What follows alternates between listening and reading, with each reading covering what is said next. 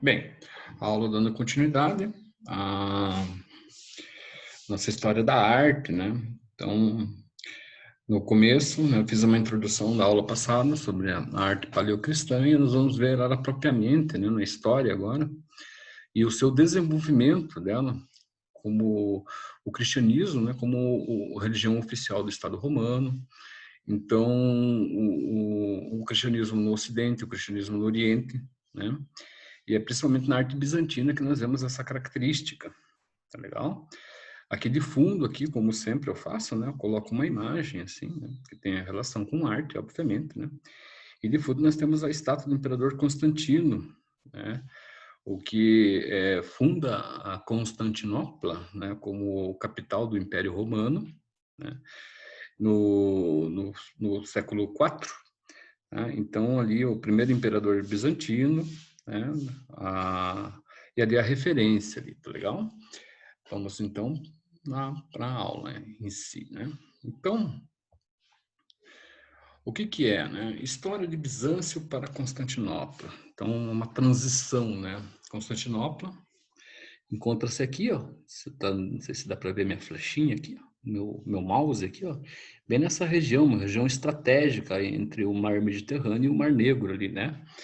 E a história delimita-se da seguinte forma, né? No século IV, o imperador romano foi dividido, o Império Romano foi dividido em duas partes, ocidental e oriental. O primeiro com sede em Roma, aqui, e o segundo com sede em Bizâncio, né? Cidade onde era denominada antes de se tornar Constantinopla. Bizâncio, como Império Romano do Oriente, manteve a continuidade da cultura romana cristã e significativamente parte da cultura grega. Desculpa, aqui eu errei, significativo, parte da cultura grega, né? E outras culturas locais. Deixa eu ver, né? E outras culturas locais ali, né? Culturas ali né? Culturas orientais ali, então. Então, o que que foi Constantinopla, né? Constantinopla foi o berço, né? De um sincretismo cultural muito grande entre o Ocidente e o Oriente. Então, muito rico, né? Por quê? Porque como é uma região ali, né? Vamos colocar assim, de constantes, uma passagem aqui, né, de comércio, né? Então, as relações que se tinham entre os povos era muito grande.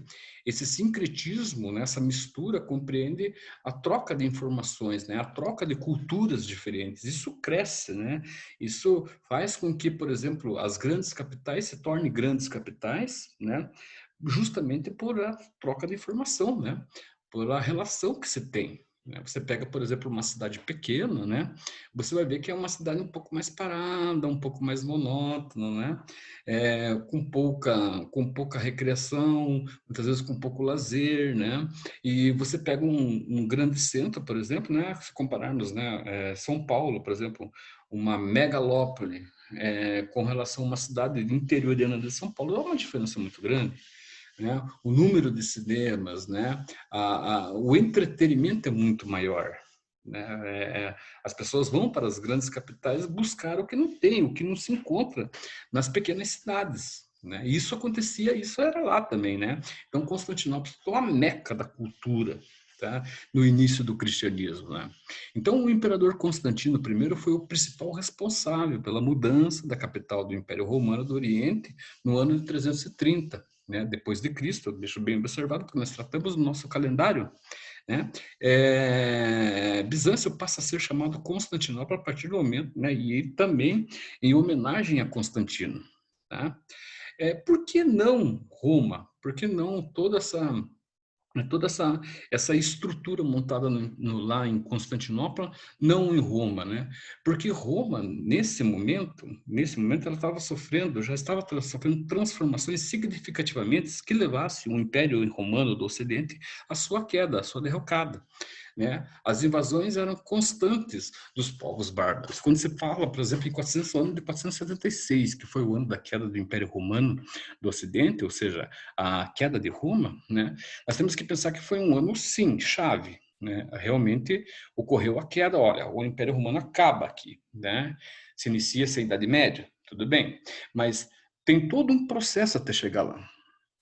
Tem todo um processo, né? Esse processo ele já vem acontecendo há tempo, ou seja, Roma já estava sendo invadida há muito tempo, né? Não de uma forma como foi violenta, né? Dos bárbaros invadirem ali, né? Com seus exércitos e coisa e tal, mas estava sendo invadida de outra forma, né? De uma forma mais pacífica, né? Pessoas que iam, né? Que entravam nessas regiões, né? Com o intuito de trabalho, né? Com o intuito de relações trabalhistas, então essas relações, essa queda do Império Romano, ela vem sofrendo transformações significativas com relação ao tempo, e não especificamente no ano de 476. Mas a gente pensa que no ano de 476 tudo aconteceu. Não, não. Já vem acontecendo e depois de 476 continua acontecendo. Isso é interessante se falar. Quando se fala em história, a coisa que eu gosto de deixar muito clara é isso, né? Que as transformações, elas têm uma data-chave, mas não significa que aquela data-chave seja específica daquela transformação. Aquela transformação já vem ocorrendo e posteriormente àquele tempo continua acontecendo. Eu vou dar um exemplo. Tá? Os atentados ao World Trade Center, né? As Torres Gêmeas, né? Foi 2001, 11 de setembro de 2001, certo? Mas essa briga entre cristãos e muçulmanos já ocorre desde o surgimento dos muçulmanos, né? No ano lá de 670, Maomé, né? Já vem ocorrendo, né? Você veja, antes mesmo disso nós temos fatos importantes na história, né, que denominam essa relação contraditória entre duas culturas religiosas. As cruzadas, por exemplo, é uma delas. Nós vamos ver isso com mais detalhes, né? Então, o que acontece em 2001 é um fato significativo. Sim, é um fato que, né, de uma certa forma, todo mundo entende, né, como um desastre, uma guerra, né? Um princípio de uma guerra, porque de lá para cá o Oriente Médio, o Iraque foi invadido, etc. E tal. Mas isso já vem ocorrendo antes, tá?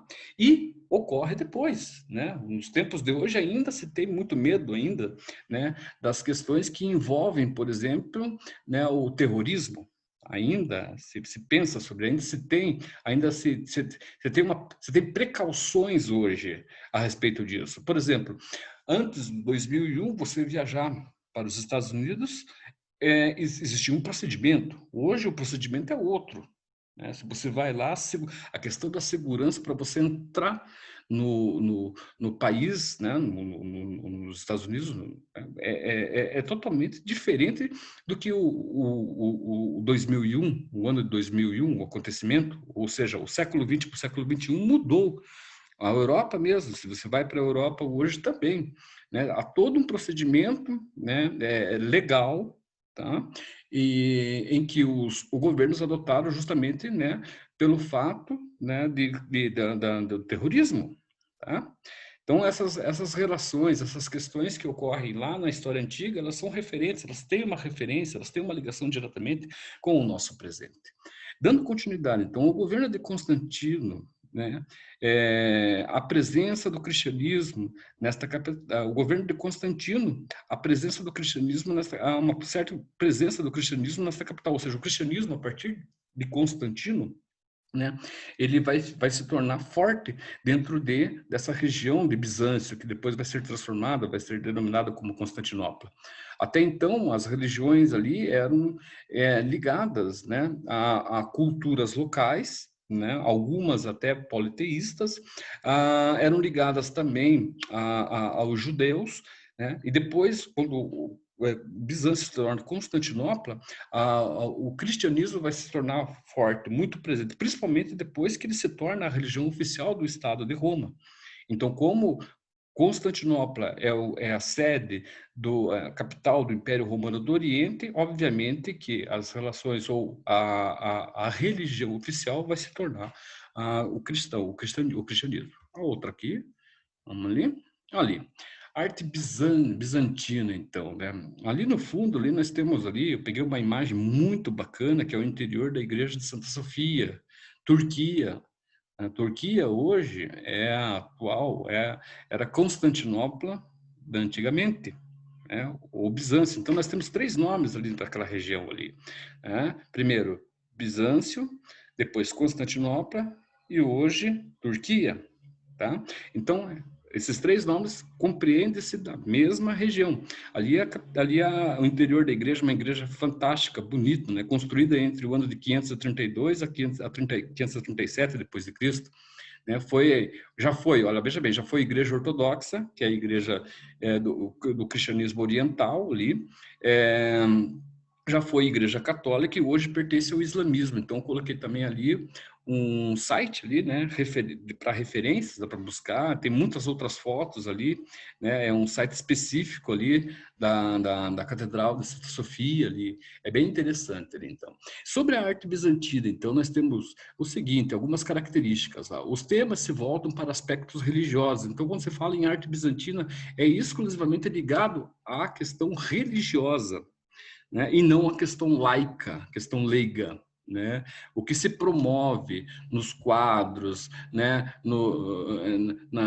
Nas esculturas, tudo está relacionado à religião.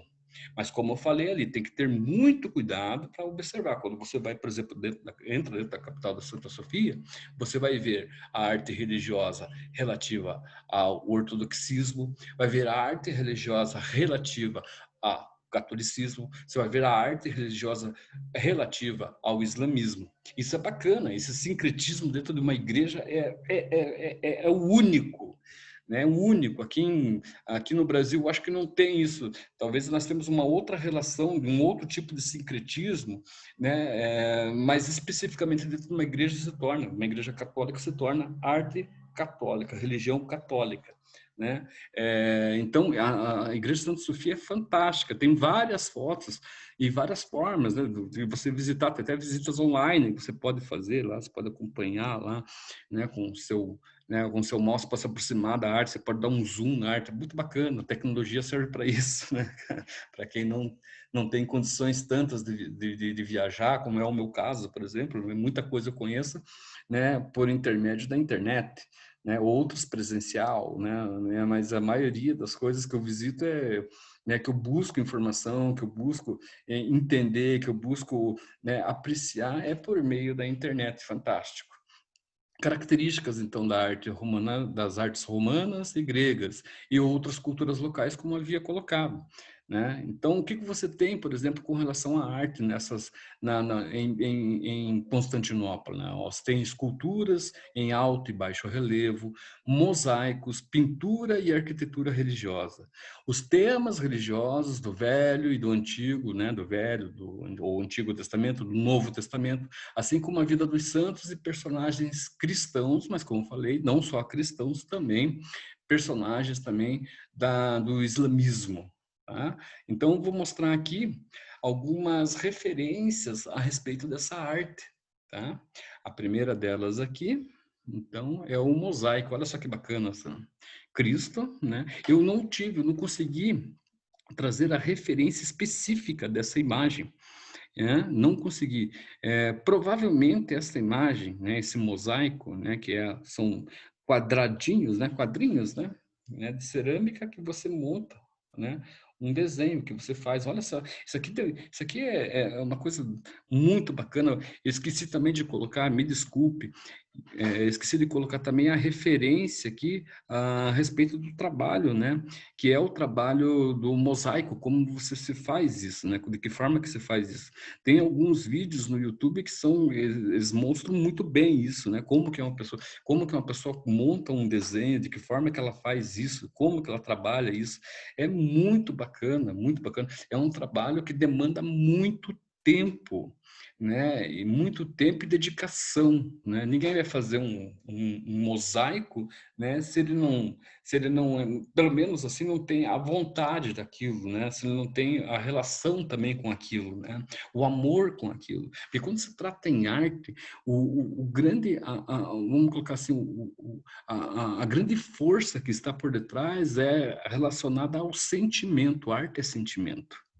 A arte é, além de tudo, além de qualquer outra coisa, aquilo que você sente, né? Aquilo que você demonstra, né? Aquilo que vem do interior da pessoa, né? É uma manifestação, né, espiritual.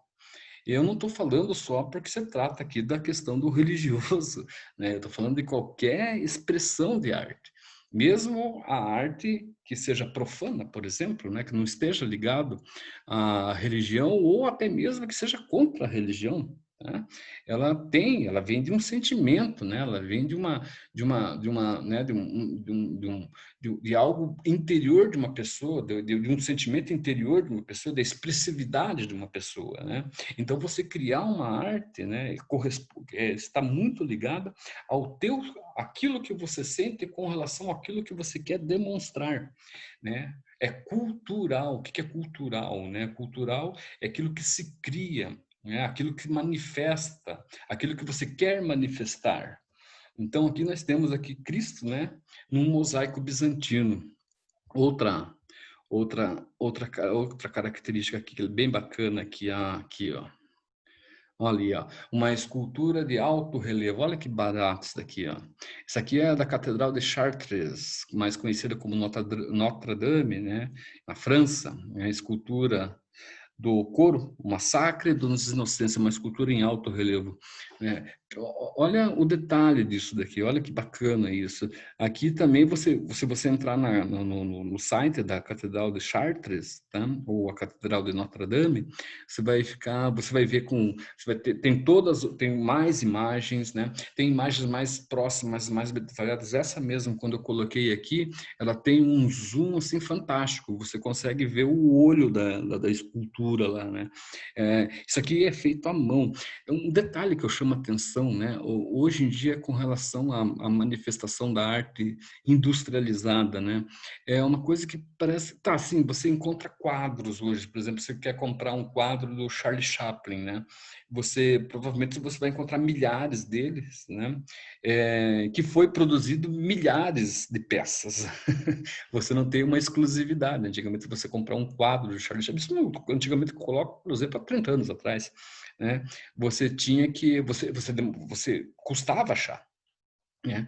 Por quê? Porque as coisas hoje elas são industrializadas de uma forma descomunal, né? Qualquer coisa você encontra hoje que faça referência a um retrô, ao passado, né? Por exemplo, relógios antigos, aparelhos de sons antigos, você encontra isso, né? Mas tudo industrializado, perde um pouco da graça.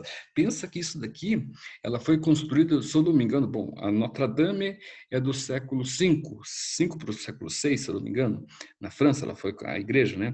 Provavelmente ela foi construída nesse período, ou seja, há 1500 anos atrás, praticamente, né? Mais de 1000 anos atrás. Isso aqui foi feito na mão, né? E o detalhe parece, né? Dá essa impressão que foi construída por né? Uma ferramenta de precisão. Não, a ferramenta de precisão aqui foi as mãos do ser humano, do homem. E olha a riqueza de detalhes que nós encontramos nisso daqui. Muito bacana.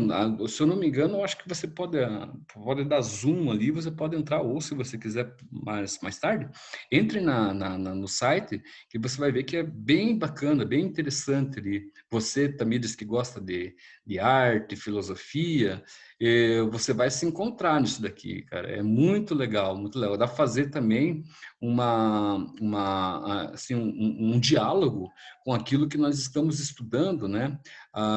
De filosofia, de sociologia, da própria história, né? Essas relações são importantes, é entender isso num conjunto todo. Isso é fantástico, isso é fantástico. Foi muito legal você ter falado que gosta de arte, porque daí eu tenho mais expressividade para se falar um pouco mais sobre isso daí, tá? Então, deixa eu ver aqui o que você escreveu aqui. Ok, vou pesquisar. Pesquisa que é uma viagem, cara. É muito bacana mesmo. Aqui, a última foto aqui, o último slide aqui. Pinturas bizantinas. Essa daqui é demais. Porque, como eu falei, quando eu tenho, né, tenho liberdade, né? Porque às vezes você vai dar aula para pessoas que às vezes não gostam, não tem muita afinidade com as escolas de humanidades. Quando você fala assim, nossa, isso é fantástico, a pessoa olha para você quando dava aula, né, presencial, a pessoa olha para você, nossa, você é louco, cara, você...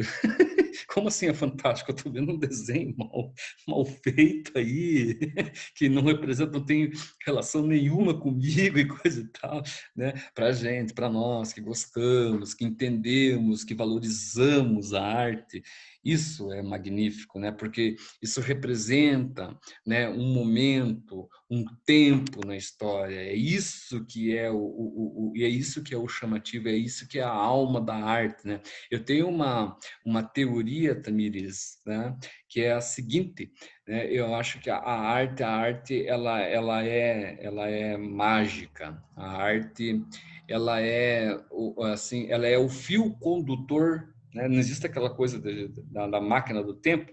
A arte é o fio condutor, né? É a máquina do tempo, né? É você se entender que o ser humano, você entender que o ser humano ele sempre teve as mesmas necessidades, né? Os mesmos apelos, o mesmo amor, né? Você consegue encontrar, como aqui no Rublev, Andrei Rublev, está errado ali, não é André, Andrei Rublev, né? Essa relação, né? Esse amor, essa paixão, né? Esse tempo que não está estático, ele não está parado aqui, né? Você consegue entrar, você consegue perceber a movimentação, a relação que esse artista tem com a arte, né? E é aí que nós interagimos. A arte é fantástica por causa disso. Eu não estou falando só de pinturas, de esculturas, né? Eu estou falando, por exemplo, sobre a questão de música, né? Quando você escuta uma música, né? Você se sente bem com aquilo. Quando você vê, né? Por exemplo, você vai ler a tradução daquilo, talvez era muito comum no meu tempo, quando não tinha toda essas ferramentas que nós temos hoje. Eu escutava uma música, eu gosto muito de rock and roll, né? Eu escutava uma música, aquilo me chamava a atenção, eu falei, nossa, que bacana que legal essa melodia, daí ia ver a letra, era justamente aquilo que eu criava, era a história que eu criava, assim, né, para aquela letra, assim, depois eu via que tinha muita relação, então aí que está a mágica das coisas, né? É você perceber com o coração, né? É perceber o quanto, né, o mundo, né, é ser humano. Isso que é fantástico, é o quanto nós percebemos a arte é exclusivamente isso, é percebemos os nossos valores, né? A nossa relação com o mundo, né? Sem precisar dele explorar, né? Explorar a gente vai ter que sempre explorá-lo, mas não de uma forma violenta como havíamos ou fazemos, né? A todo instante, né? Então essa relação que é o bacana, a história da arte, ela te dá um pouco esse embasamento, né? Ela busca um pouco, ela recapitula um pouco tudo isso que eu estou lhe falando, né, que é um sentimento que vem de dentro, né? A percepção que você faz das coisas, né? Você analisar você ter essa percepção de uma forma humana, né? Você ter essa percepção é, de uma forma em que você se doa a ela, né? Porque ela se deixa doar, ela se deixa conhecer. A arte é isso, ela se deixa conhecer, né? Agora você tem que ter uma leitura dela, né? Isso só se faz com sensibilidade. É isso que é o grande barato de tudo que eu estou falando aqui. Algumas pessoas depois que irão ver esse vídeo talvez não entendam toda essa paixão que eu tenho pelas coisas, pela arte, por dar aula, por história, por filosofia, por sociologia, tá? Mas se um dia quiserem, todo mundo tem, e todo mundo pode desenvolver isso, né? Basta ter a percepção, basta perceber isso com os detalhes que é lhe dado naturalmente, né? Que é a questão do sentimento, é você sentir as coisas. Ai, ai, eu acho que eu falei demais, mas como é uma aula de sexta-feira e a última, eu não poderia ser diferente, tá bem? Então, tenha um bom final de semana, Tamires, e para quem vai assistir esse vídeo, também tenha um bom final de semana, se encontramos na semana que vem, tá legal? Então é isso daí, tchau, tchau, até lá.